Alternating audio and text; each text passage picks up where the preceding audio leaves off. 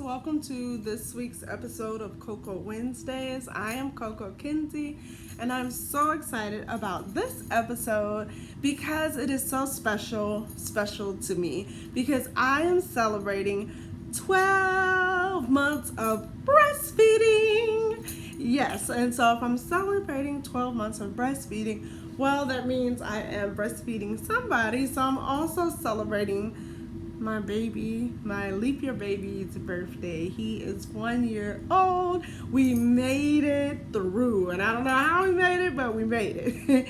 And so I'm just so excited to be able to share my story and hope that it can help somebody else. And I shared a little bit of our journey and just the trauma of it, but specifically as it relates to breastfeeding, I wanted to take time to celebrate it and also talk about something that a condition that I had no idea, never heard about. My doctor actually had never heard of it, and hopefully it helps somebody else. And I was blessed to have a mother who uplifted me and was community as we should be. And I was explaining to her how I felt, and automatically she's a nurse, and she was like, oh, I know a friend who had that. Let me call. And she was able to see exactly what I had. And I was able to get with a network of other moms who knew exactly what I was going through. So I hope that this helps somebody else. Let's get into it. Well, where do I begin? Well, I guess I'll begin a year ago. I know in my previous episode of Cocoa Wednesdays, if you've seen my first one, I did talk about the trauma of the year, the trauma of my delivery. I had a pretty intense delivery, medically, physically, with what was going on with my body. It was tough. It was really, really tough. So I've already kind of addressed that, but I wanted to talk about the emotional aspect and how it relates kind of to breastfeeding and why it's so special. Because I had an emergency C-section, I felt so disconnected from the baby. My birth prior was amazing. I mean, everything went perfect almost. Like if he came out, like I didn't feel contractions, he came right on out. This baby, not so much. The experience was really different, and having an emergency C-section, first of all, I still didn't feel contractions. To this day, I could not tell you what a contraction feels like. So I guess that's cool. But I didn't even know when he came out because I was so numb from the medication. I had no idea he was out. My husband's like, he's out. And I see the doctor starting to lift him. But I felt so disconnected because immediately they rushed him over, and my husband I could see him trying to make the decision whether to stay with me, because I think he could tell I was a little bit nervous, and he was holding my hand, and I said, no, go see the baby, make sure everything's okay, go watch over him. And I just felt so alone in those minutes. It felt like an eternity, and I tried to make jokes and make the best of it, but it was really, really, it was tough. I know, like I said, I wasn't going to cry, but no, it was tough because, you see everything going on, you're scared, and you just, you want to be a part of, when the baby comes out and being able to be like right there, the first person that he sees. And so that was not my experience, and that was really, really tough, and I felt disconnected for some time. My husband brought him over to me, and of course he's showing me, he's holding him, and I was so happy and grateful, but it was still just not what I imagined, and I still just felt disconnected. And when we got to recovery, I still could not feel my arms, I couldn't feel my legs. But of course, they still did skin to skin because I told them I was nervous, and which is a whole nother topic for another day. That's an episode in itself, which is a continuous conversation. but I was scared to hold him because I literally could not feel my arms, but I was holding on to him for dear life, and I was so grateful still to be able to have him in my arms. And I just will never forget that feeling. It was beautiful, but at the same time, I still felt disconnected, like that time that was missed. And you hear women talk about it all the time, and I'm like, oh, I just thought maybe they were exaggerating, but those first few minutes of missing out, I think that did play a huge role in the months to come, and also obviously the pandemic, so many things. But it started when I got home. We had when I nursed, like right before the letdown, I would get so anxious. I mean, like impending doom, like the world was gonna end. It was just all of a sudden like this rush of anxiety and fear, and it's like the worst feeling I probably ever felt in my life. And I would just feel it just in that moment right before letdown, and then like right once my milk let down, it would go away. Now, if you see my other video, later on I did go into full on postpartum, but at this point, like for months, this is all I experienced, was just right before my letdown, I would just have the worst anxiety in the world, and then I'd be completely fine.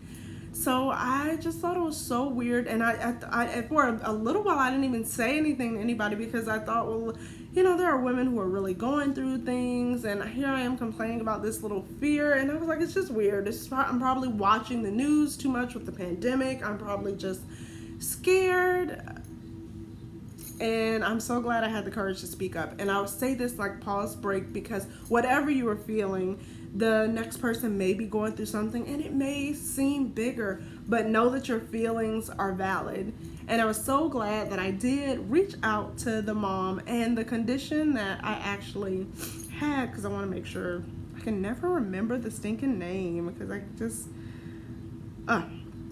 it is called Dysphoric milk ejection reflex. Dysphoric milk ejection reflex. So if that is what you're experiencing, if you're not having anxiety at any other time, just right before your milk let down, this is what you're experiencing. I will drop a link in the comments or in the description of some awesome mommy groups that really, really were helpful to me, because I think when you have something that's also unique, that it's already hard to find support, it's so hard to not feel alone and to feel understood, so you can feel like you have a voice in the matter. Being a mom can be so tough in itself. Your world is turned completely upside down.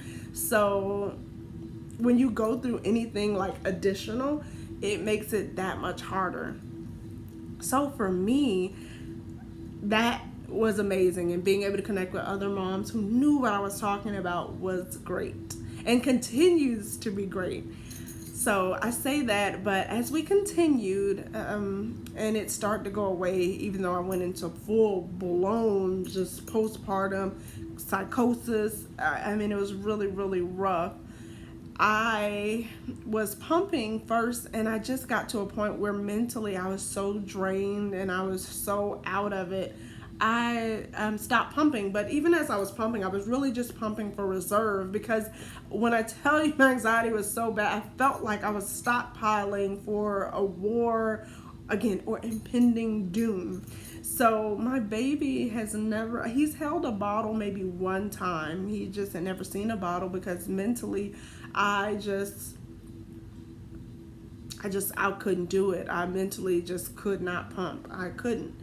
And at first I felt bad for that, but even as we've gone along, I'm so amazed at what your body will do, and when your body will show up for you, and when your baby will show up for you. Because even in the midst of all that, my milk production stayed amazing. I could probably feed a nation. And also, we made it. And some of the best time spent, because the beginning was so rough, I sit back every time and I take the time that he's nursing to really reflect and to just be present with him. I just think it's one of the most beautiful times of every day for me, and I really, really cherish that and the bond that we have, and that's kind of, I just feel reconnected. So for me, breastfeeding, as much as it is about the health benefits, is so much about the bonding and the love and just being there for one another.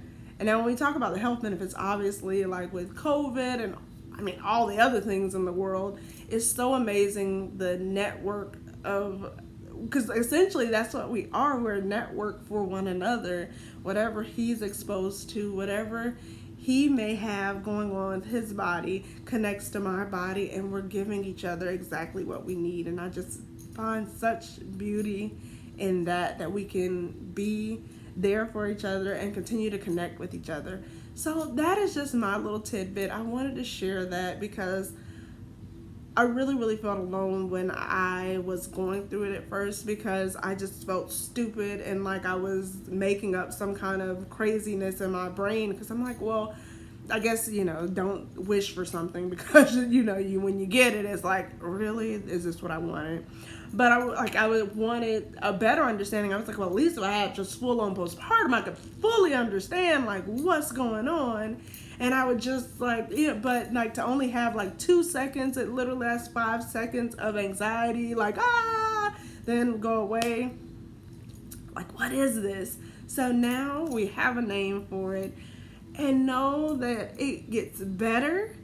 And know also that some stuff might not get better, and that is okay. You are not alone. Postpartum can last, for several years. I know a mother who went through it up to year 3. Your life is changing. Even if you've done it before, you've added another life. You've had an experience on your body, to your family.